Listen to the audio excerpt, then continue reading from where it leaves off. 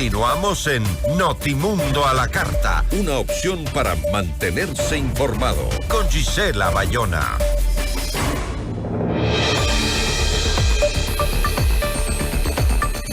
Sin alianzas a la vista, la próxima pelea electoral podría contar con 17 binomios que buscan llegar a Carondelet, marcando así una gran diferencia con las elecciones anticipadas, donde se presentaron 8 candidatos.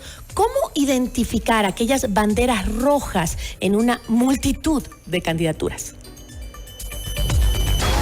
La entrevista a la carta, en diálogo directo con los protagonistas de los hechos. Nos acompaña a esta hora Alejandro Zavala, él es analista político. Alejandro, qué gusto, muy buenas tardes. Hola Gisela, muchísimas gracias por esta invitación, un saludo cordial a la audiencia. No, muchísimas gracias a usted. A ver, de acuerdo con los registros del Consejo Nacional Electoral, de momento no hay ninguna alianza nacional inscrita y en el ámbito provincial hay apenas 4 coaliciones registradas que están en proceso de validación en el Consejo. El plazo para inscribir las alianzas electorales, sin embargo, aún no termina. Los partidos y movimientos tienen hasta el 30 de agosto para definir si harán algún tipo de coalición para las elecciones. En todas las elecciones, esto es algo que se define en los últimos días. Sin embargo, estamos viendo ahora candidaturas más unipersonales que nunca. Sí, evidentemente la primera señal que tenemos ahí es que tenemos un sistema electoral fallido, un desastre, una vergüenza monumental. Estamos viendo la campaña de Estados Unidos que tienen 333 millones de habitantes y hay 2 candidatos y aquí con 17 millones tenemos 17 binomios. Así que lo primero, esa es la primera seña, tenemos que cambiar el sistema electoral porque si no esto va solo para peor. Lo segundo es lo que tú decías, que en Latinoamérica el voto es excesivamente emocional, es muy poco racional, lo que impide a la gente realmente ver las propuestas, analizar los planes de gobierno, ver los equipos, no le interesa mucho. Ni siquiera con una ideología, ¿no? Sí, una línea ideológica. Las ideologías peor. Hace tiempos que es muy complicado hablar de clivajes ideológicos de categorías, además, que están hechas en los 60 y en los 70 cuando había el muro de Berlín. O sea, ahora es muy complicado quién es centro, quién es derecha, quién es izquierda. Es mucho más emocional, es mucho más, además, lo que decía Zygmunt Bauman, la sociedad líquida, la volatilidad del electorado. Gisela, es increíble, la gente toma la decisión la última semana, los últimos 2 días, en la fila para tomar decisiones. Y otra cosa, lo que pasó en la última elección.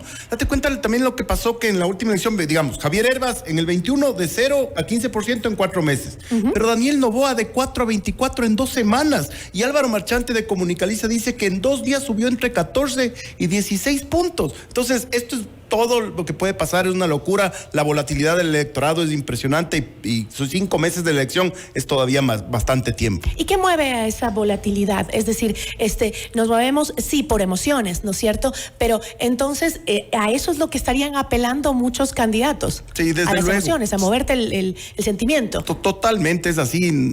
Yo suelo viajar mucho por Latinoamérica y de México a la Patagonia somos todos igualitos. Mientras en los países anglosajones, por ejemplo, te dicen, te vamos a rebajar el impuesto en 3%, te vamos a crear 7,000 fuentes de trabajo, te vamos a hacer esto. Acá no, es emocional. O sea, las campañas son prácticamente telenovelas, televisadas, storytelling mucho de la vida y esas cosas que le mueven el sentimiento al elector es lo que a la final termina tomando la decisión. Y lo vimos en la elección pasada con la muerte de Fernando Villavicencio, ¿no? Sí, es claro que sí, fue una de las cosas que determinó definitivamente la elección, aunque también el debate hubo algunos factores que emocionalmente, fíjate que fue algo increíble que Jean Topi, que venía arriba de Daniel Noboa, por solo haberle dicho muy bien Daniel, elevamos el nivel del debate, nunca se dio cuenta que eso iba a viralizarse al infinito en la conversación digital y le iba a permitir no solo pasar a primera vuelta, sino pasarle a Jean Topic también.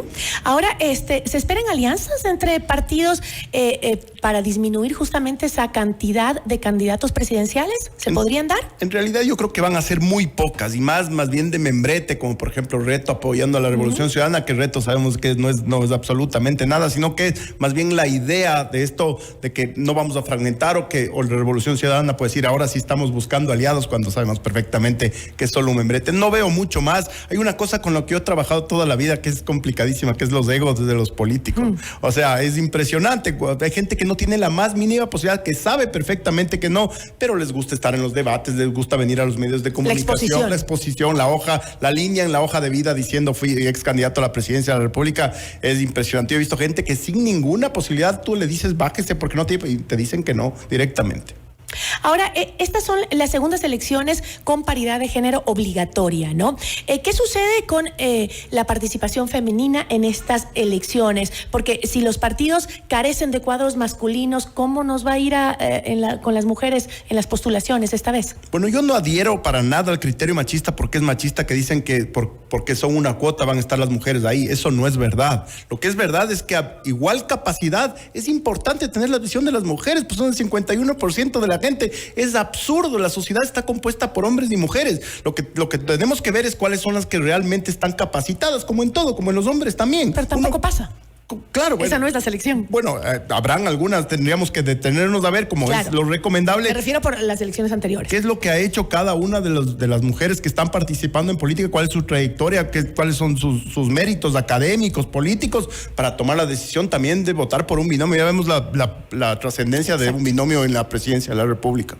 Pero justamente me refería a que si los partidos han demostrado que carecen de cuadros masculinos, más difícil se les va a hacer buscar cuadros femeninos. Sí, desde luego. Eso es una falencia general, porque hay una cosa, que tenemos una sociedad estructuralmente machista, Gisela. Y yo que he trabajado en provincias, por ejemplo, ¿sabes lo difícil que es para las mujeres salir del hogar a tener reuniones políticas en la noche, por ejemplo? Los maridos son súper machistas, hay inútiles, y les voy a decir así, inútiles, que no calientan la comida para los hijos hasta que la mujer no regrese. Entonces, para la mujer es muy complicado meterse en política. Además, los celos de esos ambientes son puro hombre, y ese tipo de criterios machistas frenan mucho la participación política. Por suerte, estas acciones afirmativas sí son importantes, porque al principio tú crees que les empujan digamos, superficialmente, pero no, cuando empiezas a involucrar a las mujeres, ve lo que pasa en el sector empresarial. Al principio también decían, ¿por qué van a poner mujeres? Y ahora mira el resultado que están dando. Y usted, si no me equivoco, trabajó con un elemento femenino que fue uno de los mejores exponentes de la política en mujeres que hemos tenido,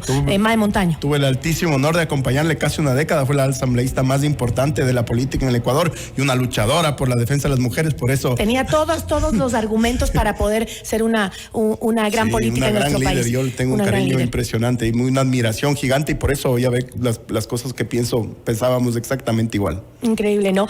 Me imagino que con eso puede tener argumentos para decir lo difícil que se le hace a una mujer ocupar estos cargos. Como yo te digo, Gisela, cuando tú vas a las provincias, a los diferentes lugares y ves cómo les cuesta a las mujeres salir del hogar, dejar los hijos encargados con el esposo, a veces no tienen, son jefas de hogar, es muy complicado, son temas machistas estructurales que le cuestan a las mujeres. Por suerte, poco a poco se han ido abriendo camino, como en el sector empresarial, y poco a poco van a ir dando los resultados. Por eso es que es muy importante que se escojan buenas mujeres, para que no les estigmaticen. Esa es la clave. O sea, mujeres capaces de ocupar esos cargos, eso claro es lo que yo digo. A igual capacidad es indispensable la visión de las mujeres, porque si no estás solo viendo una sola parte.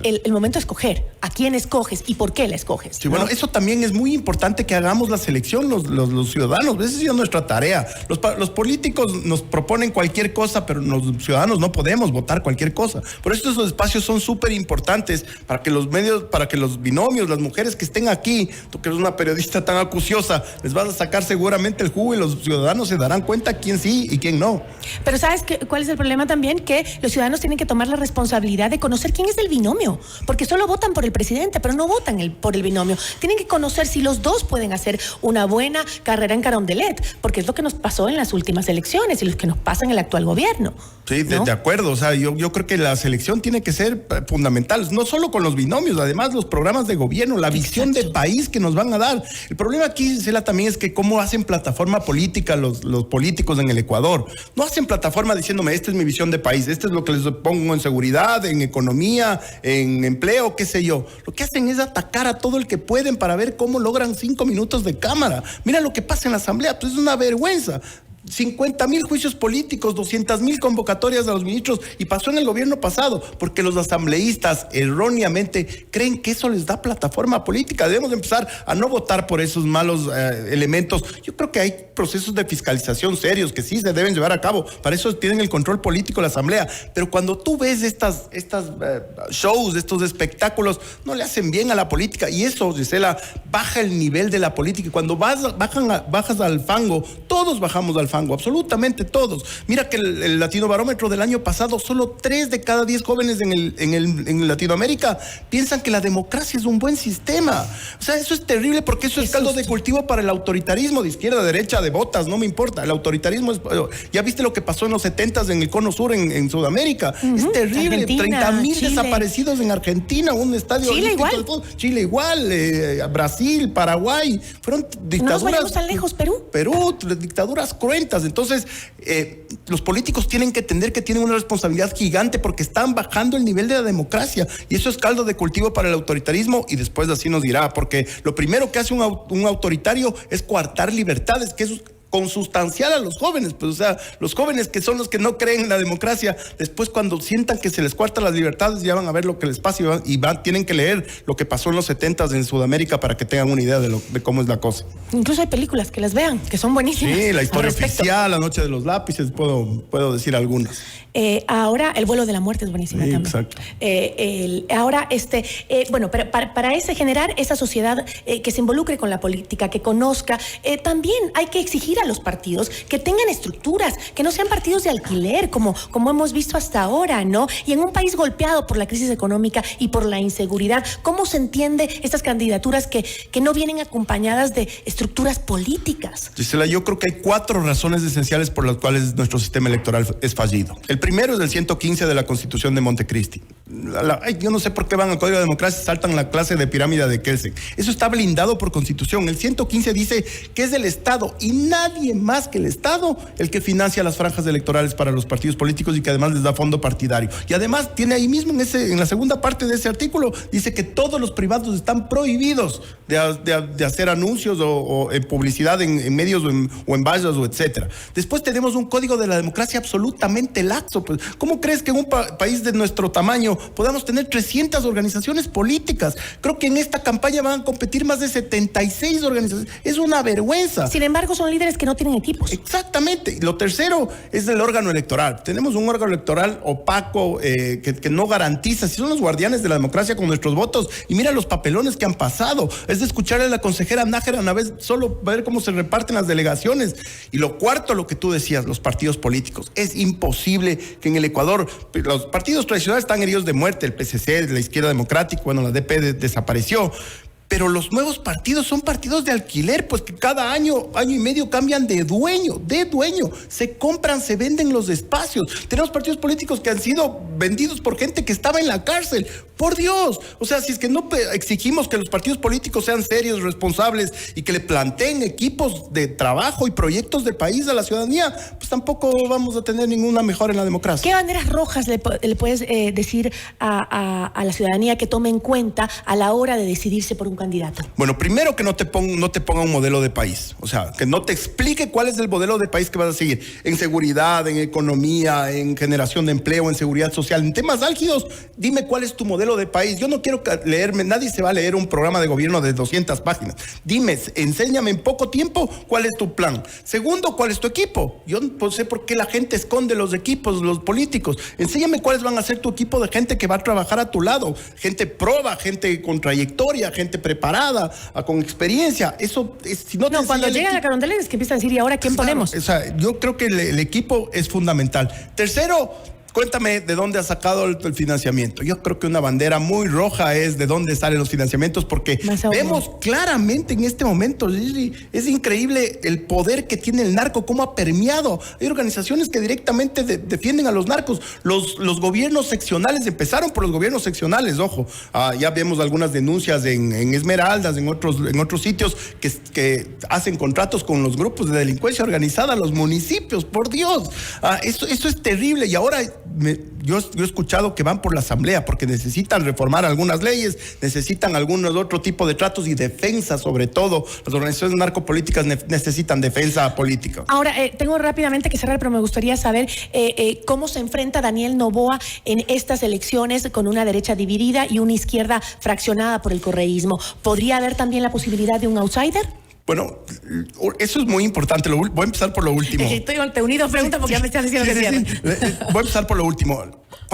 para que exista un outsider deben haber condiciones en la sociedad que permitan que emerja un outsider. Digamos, 2006, Rafael Correa fue porque la partiocracia estaba herida de muerte, Lucio se había ido en helicóptero. O sea, estas cosas son las que pero no se dan a cada rato. Pues la gente piensa que porque la elección pasada Daniel Noboa emergió y ganó, esos también van a hacer. No es así, son circunstancias sociológicas que se dan. ¿Y qué pasa con Daniel Noboa? Bueno, Daniel Noboa es increíble, pero acabamos de ver la encuesta de Comunicaliza hoy a la mañana de Álvaro Marchante, y es increíble, el presidente no baja un punto, ni en aceptación 52, 53%, y en intención de voto tampoco, 32, 33%, lo que en válido quiere decir 37, 38, a nada de ganar en una vuelta. Faltan 5 meses, ojo con eso, estamos hablando de la volatilidad, pero el presidente, yo no creo que haya forma de bajarle de la segunda vuelta. Y después verán, que yo creo que Topic con esta encuesta dice que entra con un 6%, es un actor interesante, corre muy de atrás con 6%, porque además, si es que el correísmo ha subido del 20 al 25,